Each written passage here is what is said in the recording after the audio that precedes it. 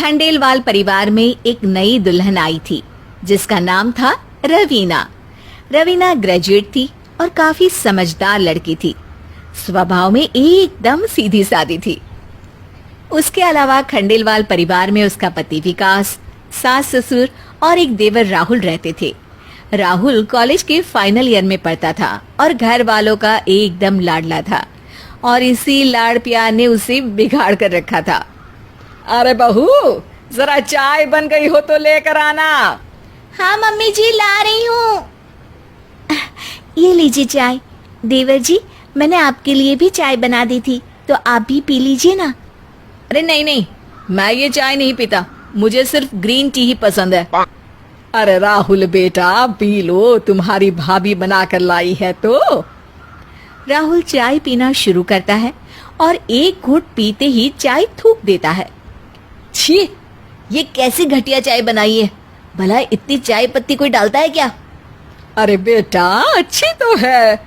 अरे नहीं माँ, तुमने अपनी बहू को सर पर चढ़ा कर रखा है, इसी का नतीजा है ये सब।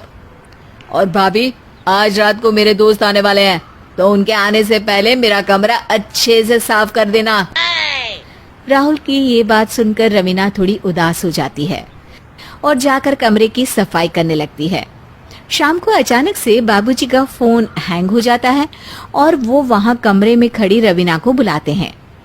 अरे रवीना बेटी, जरा यह फोन तो देखो, कुछ दिखाई नहीं दे रहा इसमें।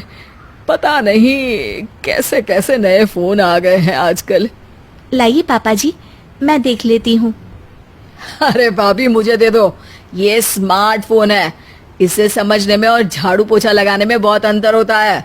और राहुल, भाभी को देखने दो, आखिर ग्रेजुएट पत्नी लाया हूँ मैं भी। अरे भैया, आजकल के डिजिटल जमाने में आप लोगों के पुराने टाइम की पढ़ाई का कोई मतलब नहीं है। आप भी रहने दो, मेरा काम मुझे ही करने दो। रात होते ही राहुल के दोस्त घर पर आते हैं। तभी कुछ देर में रवीना राहुल के रूम में जाती है। राहुल, नीचे पापा जी के दोस्त आए हुए हैं, गानों की आवाज थोड़ी कम कर दो ना, और तुम लोग भी कम शोर मचाओ, नीचे डिस्टर्ब हो रहा है। अरे, आपकी हिम्मत कैसे हुई मेरे ही घर में मुझे ऑर्डर देने की? चुपचाप जाकर आप अपना किचन का काम करो। और हाँ, वो जो जूस कल भैया लेकर आए थे ना, वो हम सबके लिए लेकर आइए। राहुल का रवीना के खिलाफ ये बर्ताव कई दिनों तक यूं ही चलता रहता है और एक दिन रवीना को गुस्सा आ जाता है और वो अपने पति और सास से कहती है, देवर जी मुझसे बिल्कुल अच्छे तरीके से बात नहीं करते। मैं कुछ भी करूँ तो हर बार आकर मुझे टोक देते हैं और मुझसे किसी काम वाली बाई जैसा बर्ताव करते हैं। आप दोनों उन्हें समझाइए कि वो मुझसे छोटे हैं, तो उन्हें किस तरह से बात करनी चाहिए। अरे रवीना, राहुल अभी कॉलेज में है और इस उम्र में अक्सर बच्चे ऐसा करते हैं। तुम कहाँ उसकी बातों को सीरियसली लेती हो? एक कान से सुनकर दूसरे कान से निकाल दिया करो। हाँ बहू, विकास सही कह रहा है, वो अभी छोटा है, वो हम सबका लाडला है ना, तो कभी कभी मजाक करता रहता है। तुम उसकी बातों का बुरा मत मानो, और वैसे भी तुम उसकी भाभी हो और देवर के लाड तो तुम्हें पूरे करने ही पड़ेंगे। क्यों, सही कहा ना मैंने विकास?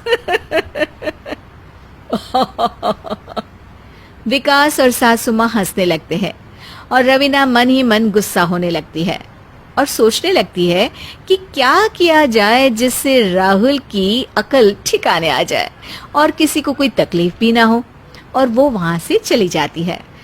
अगले दिन राहुल की ट्यूशन टीचर को देखकर उसे एक आइडिया आता है और वो टीचर के साथ मिलकर प्लान बनाती है कि किस तरह उन्हें राहुल को उसकी गलतियों के लिए सबके सामने डांटना है।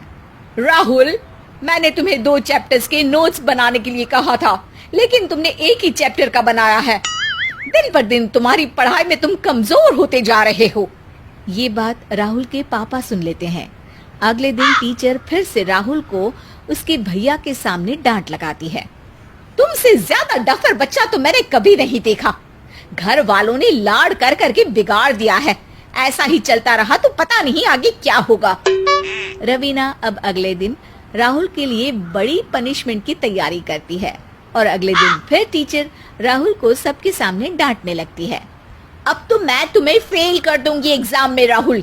ये सब क्या लिखा है तुमने कॉपी में? जाओ उधर जाकर मुर्गा बन जाओ। अरे नहीं नहीं, मैं मुर्गा नहीं बनूंगा।